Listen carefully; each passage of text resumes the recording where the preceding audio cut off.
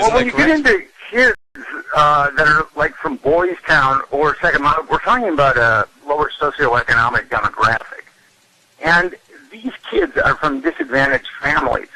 And by the time they've been molested, and a lot of the kids that I've talked to, and I've talked to a lot of victims, they get involved with drugs and other types of behavior that reduce their credibility.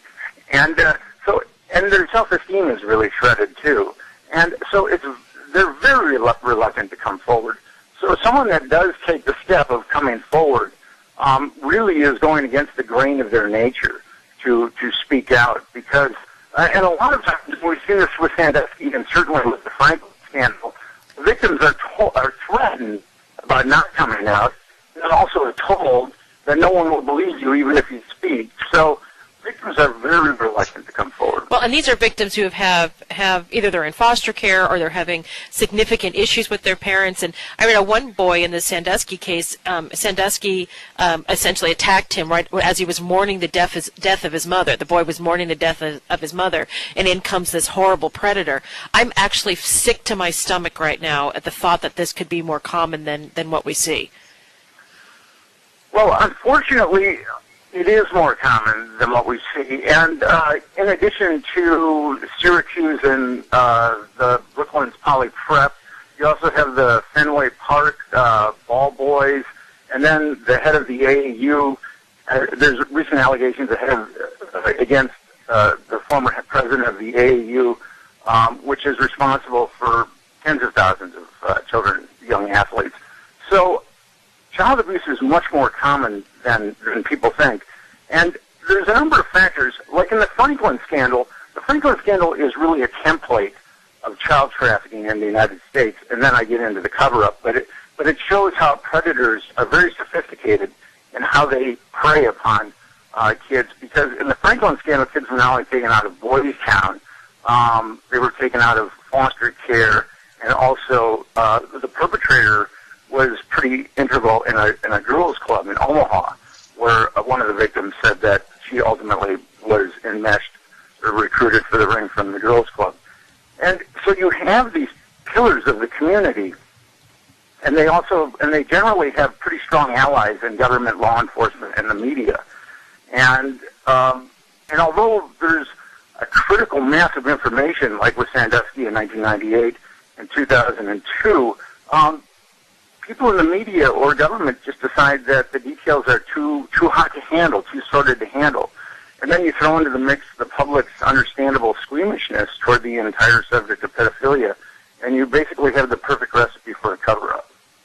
If you're just tuning in to our KCAA Morning Show, I'm Paul Lane with Aaron Brinker and John Watanabe, and we're talking to Nick Bryan. He's a journalist and author of a great book that chronicles the child abuse networks in Nebraska and also Florida. We're talking about the Penn State scandal, and the title of his book is The Franklin Scandal.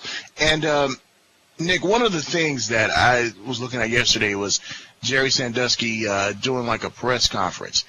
And this guy seemed to lie with a straight face, and he is just pure evil.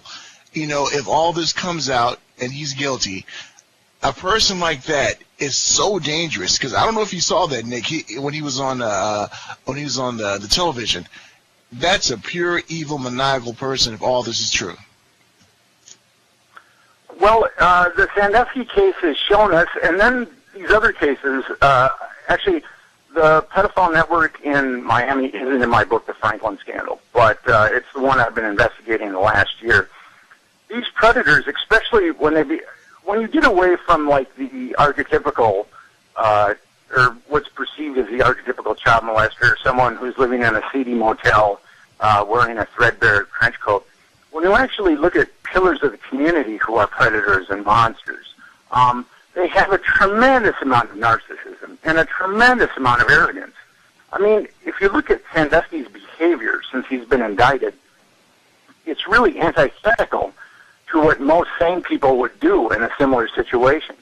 And it just shows that he's just a bundle of narcissism and arrogance. And that type of arrogance and narcissism generally makes people quite stupid, and that's what we're seeing with Jerry Sandusky right now. He genuinely believes he didn't do anything wrong. Yeah, he which sure is does. It's unfathomable to me. Well, that's the case with a number of these predators. I mean, they are so sick and twisted and narcissistic that they think that they're actually helping the children out by letting the children hang out with them or be part of their social circle. I mean, I've seen that. It's quite mind-boggling. And the children or their victims actually believe that lie, too. Now, you just brought... Oh, sorry. I'm sorry. And that's why it's very hard, because these children look up to these people, and plus they're very frightened of these people, too. So getting back to your earlier question, it's very hard for them to come out and acknowledge that they've been sexually abused by a pillar of the community. Now, it's been brought up, Sandusky believes he did nothing wrong, that he thought he was just being playful, doing quote-unquote horseplay. Now, I don't know if this is a similar case or not, but we all remember the Michael Jackson case, and I've heard Michael Jackson in the past say on interviews saying that, oh, he's just playing with these boys in an innocent kind of way. I mean, some people think that he was in his own Peter Pan kind of Wonderland kind of world, thinking that he was just being playful with these kids. Have you drawn any similarities between Michael Jackson and Sandusky? I mean, it's just a thought.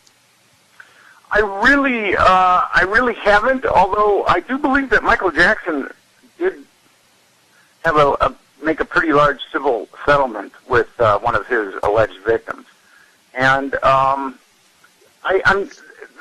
similarities between Sandusky and Jackson are very different because they're very different personalities. And Michael Jackson was looked upon as someone who was, to be charitable, a little eccentric.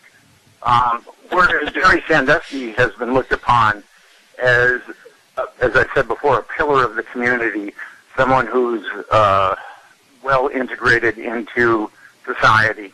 And those perceptions really weren't part of Michael Jackson's persona. I actually think that Michael Jackson, his brain was stuck at a prepubescent child. I think. Yeah, like 12 years old. Yeah, he suffered enough systematic abuse that his brain just stopped developing at that point.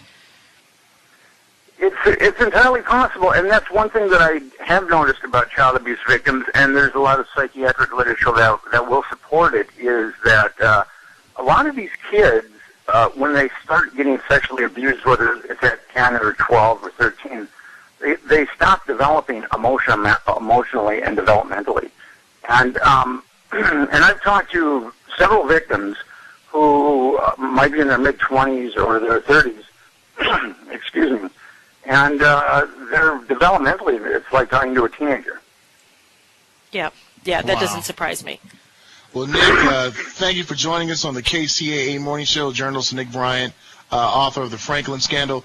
Nick, where can our listeners find out more information about you and that great book that you authored, The Franklin Scandal? They can go to my website, www.franklinscandal.com, and you can order the book from the website. You can order the book on Amazon. You can order the book from Barnes & Noble. But you can go to my website, and there's a lot of information about the book and about the particular scandal that I uncovered in the past on the website. Well, we have posted the link to your website on our KCAA Radio Facebook page, as we always do, so that our listeners can, if they're not able to check it right now, they don't have to remember it. It's there on our Facebook page. Well, thank you very much. You're more than welcome, Nick, and thank you for joining us, and we look forward to having you back again, okay? Okay, have a great morning. Thank you. Right, Happy holidays. Okay, bye. This is the KCAA Morning Show. Go ahead, Aaron. I'm sorry. Oh, no. The thought, as a parent, the thought that this is as widespread as it appears to be, and I'm going to get this book and read it over Christmas, is horrifying to me. This is sexual abuse passes on a sickness that infests the person for the rest of their lives, and then they have to fight it to not pass on that sickness. And it's probably the most insidious thing you can do to a child. Yeah, that is so true, and we'll be following the stories and many wells too. We're also going to talk about a fraud sweep that took place in Chino Hills after sports, and members of in-home supported services. You definitely want to hear the story coming up after our sports report. But we're going to make like a tree and get out of here and get ready for our sports with Nicola Capria. And John, it's all yours. Thank you very much. Currently 52 degrees in San Bernardino outside our Carousel Ball studios. Locally in the Inland Empire, weather-wise, today it'll be sunny, high near 61. Tomorrow, Thursday, fog in the morning and then sunny again, high near 62. Coming up in just a couple of minutes, the ski report followed by the sports report on the KCAA Morning Show. Hey folks, Jerry Gussman here. It's a fact the economy is making it very difficult for families to keep up with their financial obligations. This past year, I have helped so many distressed homeowners that were behind on their mortgage payments